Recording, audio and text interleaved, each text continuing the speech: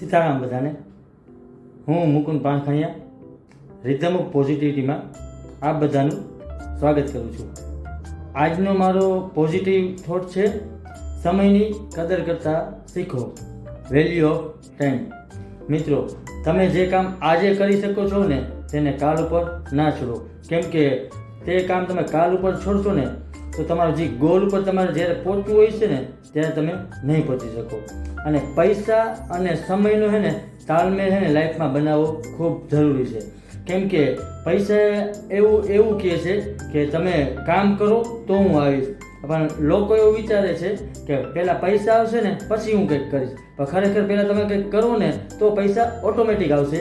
અને તમારી સાથે પૈસા ઉપર નહીં આવે. પૈસા લાઈફમાં ઘણું બધું છે, પણ પૈસા કરતાં પણ કંઈક વધુ જરૂરી છે લાઈફમાં, કે તમારા કામમાં છે ને ઇન્સાનિયત હોવી જોઈએ. ઇન્સાનિયત માટે તમે કામ કરવા હોવું જોઈએ, એ પણ વસ્તુ તમારા કામમાં હોવી જોઈએ. અને તમે છે ને તમારા લાઈફમાં શું કરવું ને એ નક્કી કરવામાં બહુ ઝાઝો ટાઈમ ના લગાવો મિત્રો, કેમ કે નકર સમય નક્કી કરી રાખશે કે તમારું શું કરવું છે. એટલે તમારે જે પણ કાંઈ કરવું હોય ને એ આ સમયે વિચારી નક્કી કરી અને તેના પર વર્ક કરવાનું ચાલુ કરી દો. અને ઘણા લોકો મને કે ઘણા લોકોને એવું કહેતા હોય કે મારી પાસે સમય નથી, કેમ કરવું, મારા પાસે ટાઈમ નથી મળતો. પણ મિત્રો, બધા લોકોને 24 કલાક જ મળે છે. અબ્દુલ કલામ સાહેબની 24 કલાક મળ્યા હતા, વિરાટ કોહલીની 24 કલાક મળે છે, અને સચિન તેંડુલકરને પણ 24 કલાક જ મળ્યા હતા.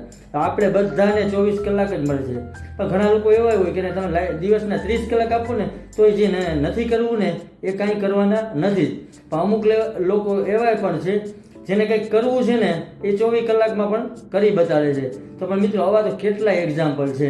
પણ લાઈફમાં જેને કંઈક કરવું હોય ને એ ગમે ત્યાંથી કરી બતાવે છે. પણ ઘણી વખત એવું પણ થાય કે સમયની વેલ્યુ એને તમે ટાઈમસર નથી કરતા, પણ સમયની વેલ્યુ ટાઈમસર કરવાની. કેમ કે જે કરવું હોય ને મિત્રો, અત્યારથી વિચારી લો કે મારે આ કરવું છે. ભલે પછી તમે અહીંયા પહોંચો કે ના પહોંચો એ કુદરત ઉપર છોડી દો, એ તમારી મહેનત પ્રમાણે, તમારા કર્મ પ્રમાણે તમને આપશે. આ વાત કન્ફર્મ છે. તો બસ મહેનત કરતા રહ્યો. અને માણસ છે ને મિત્રો બે તરફથી બદલાય.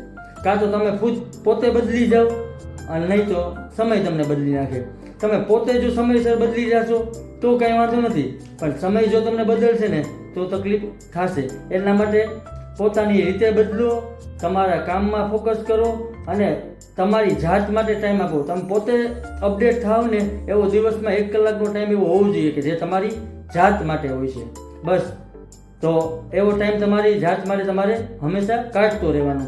અને લાસ્ટમાં મિત્રો હું એને એટલું કહીશ કે આપણી શ્રીમદ ભગવદ્ ગીતાજીમાં શ્રી કૃષ્ણ ભગવાન કહે છે કે સમય સૌથી મોટો શિક્ષક છે. અર્જુન, જ્યારે સમય આવશે ત્યારે તમારી યોગ્યતા બધાની સામે આવશે એવો મને પૂરો વિશ્વાસ છે. Thank you all of you મને જોવા અને સાંભળવા બદલ. નેક્સ્ટ વિડીયોમાં બીજો સારો એવો ટોપિક લઈને આવું છું.